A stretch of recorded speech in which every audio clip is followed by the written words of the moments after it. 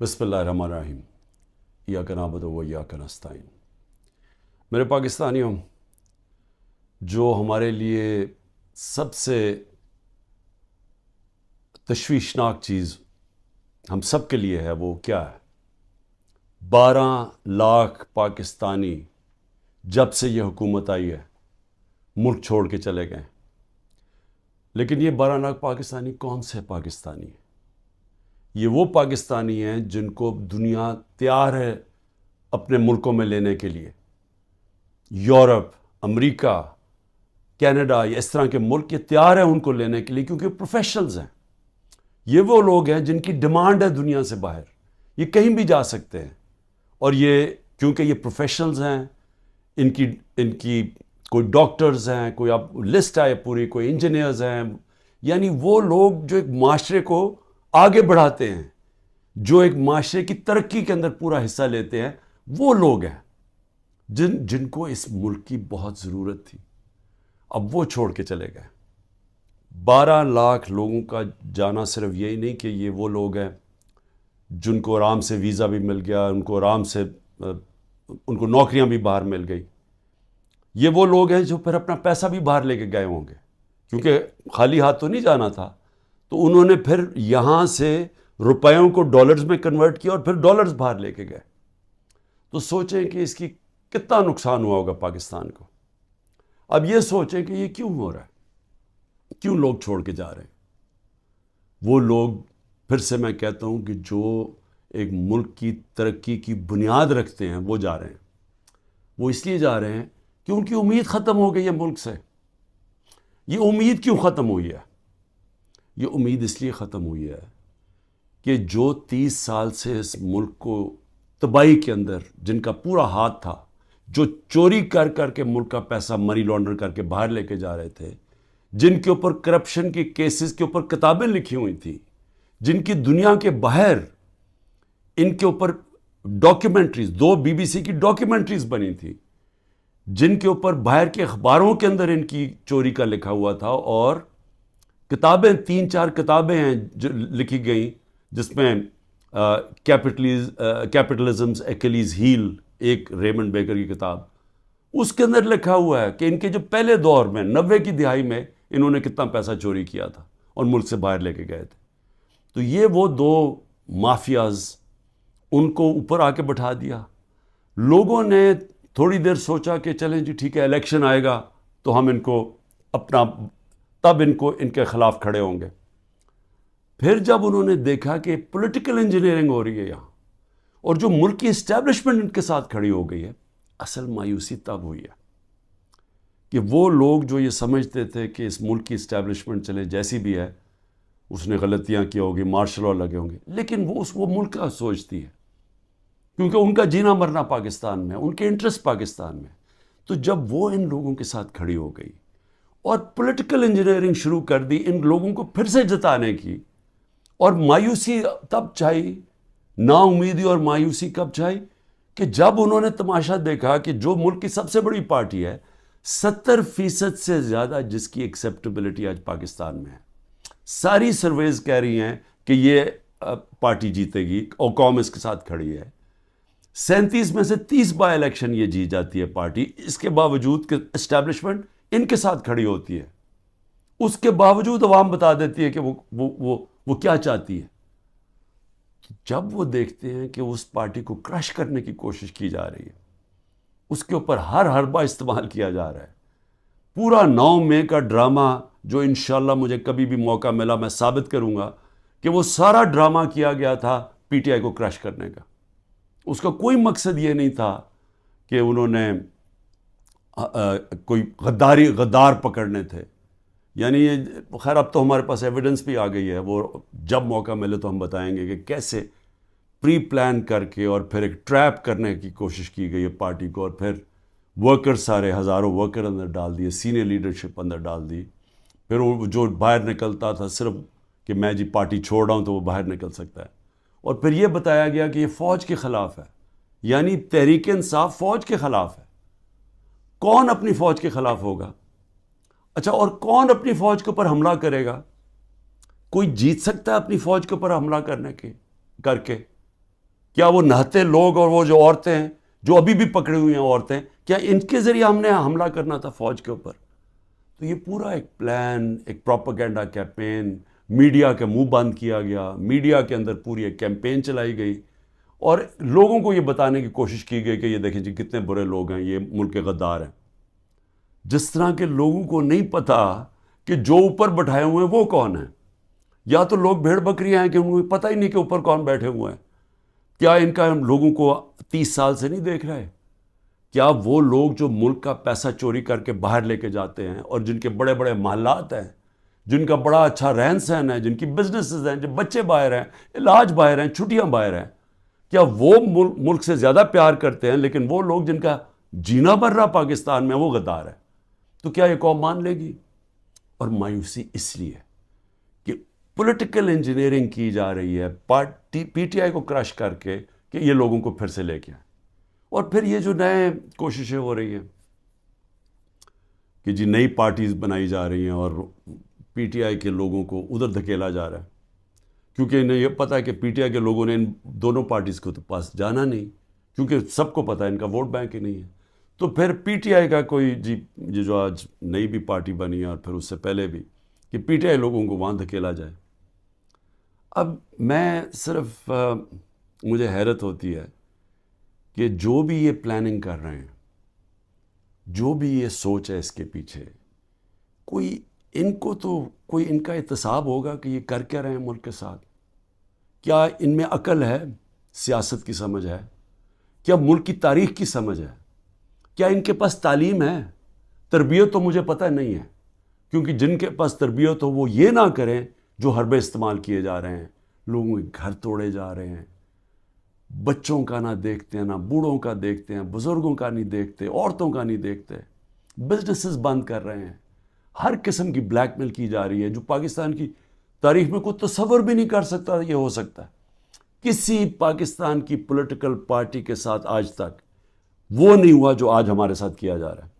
اور ان لوگوں کو دھکیلا جا رہا ہے بلیک میل کر کے کہ وہ اس پارٹی میں چلے جاؤ اور اس پارٹی میں چلے جاؤ. اور لوگوں کی شکلیں دیکھیں جو جا رہے ہیں ان پارٹیز میں، وہ ایسے لگ رہا ہے کہ جیسے لوگوں کو دھکیل رہے ہیں پھانسی دینے کے لیے، یعنی وہ اپنی خودکشی کرنے جا رہے ہیں. یہ ایسے لگ رہا ہے، وہ خوشی سے نہیں جا رہے. جب لوگوں کو لے کے اس طرح لے کے جا رہے ہیں بلیک میل کر کے، زیادہ تر بلیک میل کر رہے ہیں، اور ان ساروں کو کئی تو دو تو میں دیکھ رہا تھا جیل سے سیدھا وہاں لے گئے ہیں. تو وہ کیوں اس طرح ان کی شکلوں میں خوشی کیوں نہیں ہے؟ کیونکہ ان کو پتہ ہے کہ ان کی سیاسی موت ہے. ان کو پتہ ہے کہ پبلک نے ان کو ووٹ نہیں کرنا.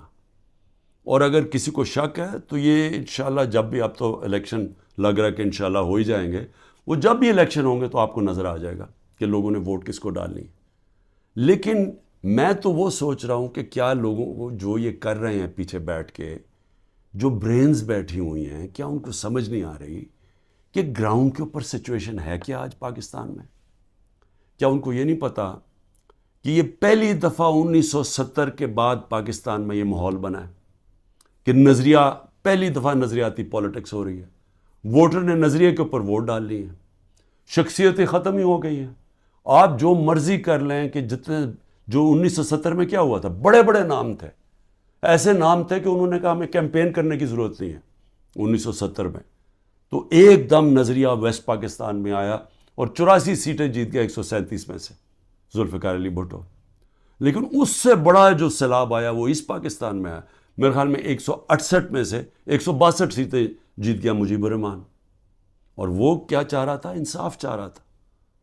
وہ بھی حقیقی آزادی کی بات کر رہا تھا. وہ بھی یہ کہہ رہا تھا کہ ہمیں جو ہمارا حق ہے وہ نہیں مل رہا، ہم آزاد نہیں ہیں. جو کہ آج یہ 27 سال سے تحریک انصاف کہہ رہی ہے، انصاف کی تحریک، کہ انصاف انسانوں کو آزاد کرتا ہے. تو وہ بھی یہی کہہ رہا تھا. وہ اس وقت پاکستان سے علیحدہ نہیں ہونا چاہتا تھا. اس کے آپ پڑھ لیں 6 پوائنٹس، وہ صرف انصاف چاہ رہے تھے. اور جو ہوا اس کے بعد وہ یہی ہوا کہ مس ریڈ کیا گیا، مس کیلکولیشن ہوئی، صحیح معنی میں جائزہ نہیں لے سکے ایک سچویشن کا، سیاسی سچویشن کا، اور ملک ٹوٹ گیا. آج پھر وہی ہو رہا ہے. یہ جو بنائے جا رہے ہیں لوگوں کو، اور یہ جو پارٹیز بنائی جا رہی ہیں، اور یہ جو لوگوں کو دھکیلا جا رہا ہے، اور جو ہمارے لوگوں کو توڑا جا رہا ہے، تو یہ کیا یہ سمجھ نہیں آ رہی کہ گراؤنڈ کے اوپر سچویشن وہ 1970 والا ہے؟ نظریہ کی پولیٹکس آ گئی ہے پاکستان میں.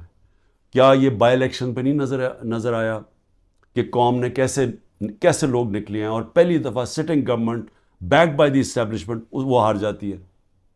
تو ادھر نہیں اندازہ ہوا کہ کس طرف قوم جا رہی ہے، وہ اس سے اور زیادہ آگے نکل گئی ہے. میرا یہ تجزیہ ہے. وہ آدمی جس نے زیرو سے پولیٹکس شروع کی، زیرو سے، کوئی میرے باپ دادا کوئی پولیٹکس میں نہیں تھا. میں نے زیرو سے ایک پارٹی بنائی، اور آہستہ آہستہ آہستہ کوئی شارٹ کٹ نہیں لیا. حالانکہ مجھے جنرل مشرف نے آفر بھی بڑی آفر کی تھی جب میں اپنی ایک ہی سیٹ جیتا تھا کہ ان کے ساتھ مل جاؤ. کوئی شارٹ کٹ نہیں لیا، بڑا لمبا راستہ لیتے لیتے پارٹی بنائی، اور وہ پارٹی بنتی بنتی پاکستان کی سب سے بڑی پارٹی بن گئی. تو مجھے تو سب سے زیادہ اندازہ ہے جو کسی کو نہیں ہے پاکستان میں، کسی کا وہ تجربہ ہے ہی نہیں جو میرا ہے. کیونکہ یہاں تو ساری بنی بنائی پارٹیز کا حصہ تھا، یا کسی کا باپ تھا، یا کچھ تھا، یا نانا تھا، یا ماں تھی پولیٹکس میں، یا کوئی لیڈر تھے. یہ تو اس طرح بنے. یا وہ جنرل ضیاء نے اور جنرل جیلانی نے شفقت کر دی بہت بڑی ایک بزنس مین کے اوپر، اور وہ پولیٹیشین بن گیا، اور اب اس کے بچے تیار ہو گئے ہیں سارے.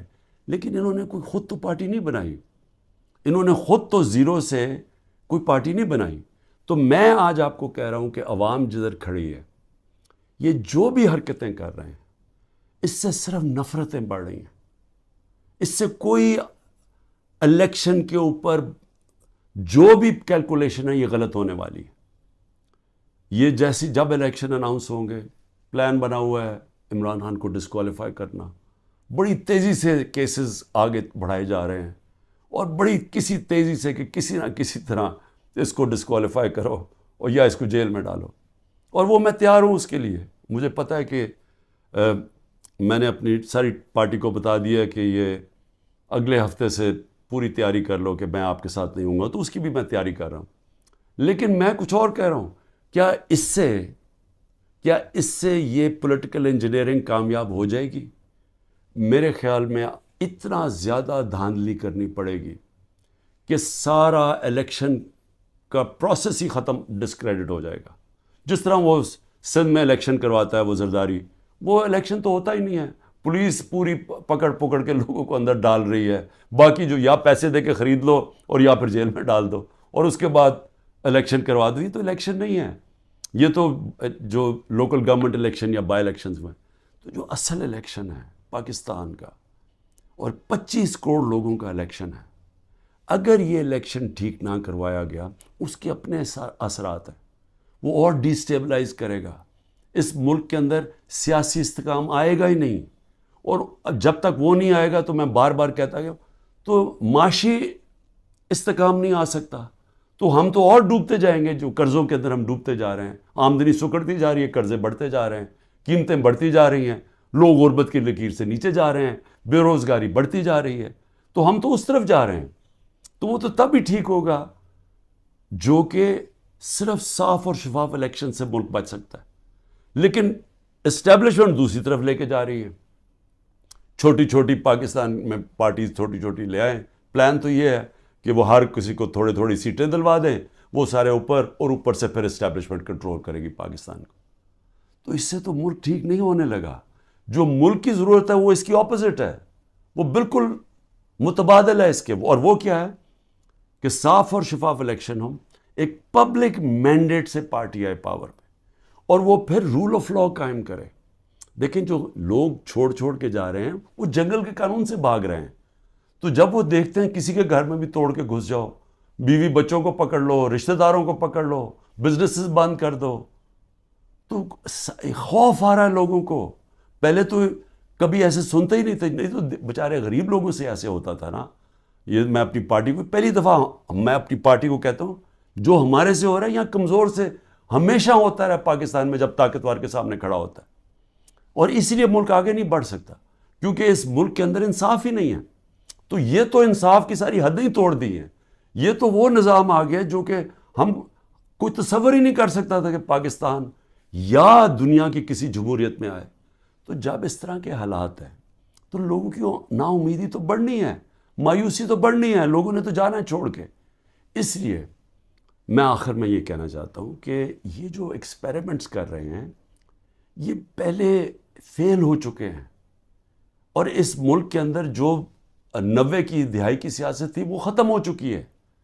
جو جنرل مشرف نے کاف لیگ بنائی تھی وہ دن چلے گئے ہیں. یہ دوسرا دور آ گیا, اور اس دور کے اندر سب سے ایک ہی راستہ ہے کہ صاف اور شفاف الیکشن کروائیں اور اس ملک کے اندر اسٹیبلٹی لے کے آئیں, ایک سیاسی استحکام آئے, اور اس کے بعد پھر معیشت کو ٹھیک کریں اور ملک کے اندر وہ ریفارمز کریں. اس ریفارمز کے بغیر پاکستان اس دلدل سے اب نہیں نکل سکتا. پاکستان کو سرجری چاہیے. اس ملک کو اب ہم وہاں پہنچ گئے ہیں کہ اگر ہم نے اپنے سارا گورننس سسٹم نہ چینج کیا, ہم نے سارا انصاف کا نظام نہ ٹھیک کیا, ہم نے جو ہمارے گورنمنٹ کارپوریشنز ہیں جو جس طرح وہ اس وقت بوجھ بنے ہوئے ہیں, ہم نے جب تک نچلی سطح کے لوگوں کے اوپر اب ان کی مدد کرنے کے لیے پروگرامز نہ بنائے تاکہ ان کو ہم سہارا دیں, کیونکہ اب جو مہنگائی آ گئی ہے لوگ کیسے گزارا کر سکتے ہیں. اور جو ہم نے ہیلتھ کارڈ لے کے آئے تھے, سوچیں کہ پہلے ہی گزارا نہیں ہو رہا تو اگر بیماری ہوگی گھر میں تو اگر آپ ہیلتھ کارڈ ہی لے جائیں گے, ہیلتھ انشورنس, وہ کیسے گزارا کریں گے. تو کیسے ہم نے نچلی سطح کے لوگوں کو اب پروٹیکٹ کرنا ہے, ان کو ہم نے معاشی طور پہ ان کی حفاظت کرنی ہے ٹارگیٹڈ سبسڈی سے. کیسے ہم نے اپنے ملک کے اندر ڈالرز کی انٹیک بڑھانی ہے, وہ کون سے قدم ہیں. کیسے ہم نے خرچے کم کرنے ہیں. کیسے ہم نے اپنا گورننس سسٹم ایسا کرنا ہے کہ باہر سے انویسٹر پاکستان آ سکیں. کیسے ان کو اعتماد دینا ہے اپنے رول آف لا پہ کہ ہمارے یہاں اس ملک کے اندر آپ اگر اپنی سرمایہ کاری کریں گے تو ہم اس کی حفاظت, ہمارا قانون اس کی حفاظت کرے گا, لیول پلینگ فیلڈ دے گا, وہ کنڈیشنز دے گا کہ جب اب مثلا چائنا سے جب انڈسٹری ہم چاہتے تھے کہ پاکستان آئے تو میری جب پریمیئر لی سے ان کے بات ہوئی تو انہوں نے مجھے کیا کہا, انہوں نے کہا دیکھیں مسئلہ یہ ہے کہ پاکستان میں ہمارے سارے انڈسٹریز کہتے ہیں کہ ٹائم بہت لگتا ہے, یہاں کام ہی نہیں ہوتا آپ کی, بڑا سلو ہے آپ کا سسٹم. جبکہ وہ ویتنام جاتے ہیں, اور وہ بنگلہ دیش کی بھی بات کر رہا تھا کہ وہاں بڑی جلدی ان کا کام ہو جاتا ہے انویسٹر کے لیے. تو ایک انویسٹر کے پاس ٹائم نہیں ہوتا. تو یہ ہمیں ساری اصلاحات کرنی پڑیں گی, اور اس کے لیے سب سے بڑی ضرورت ہے کہ صاف اور شفاف الیکشن سے ایک مضبوط, ایک سٹیبل حکومت آئے. سٹیبلٹی اب صرف ایک طرح ہی آئے گی, صاف اور شفاف الیکشن, اور یہ پولیٹیکل انجینئرنگ کو مسترد کیا جائے. پاکستان زندہ باد.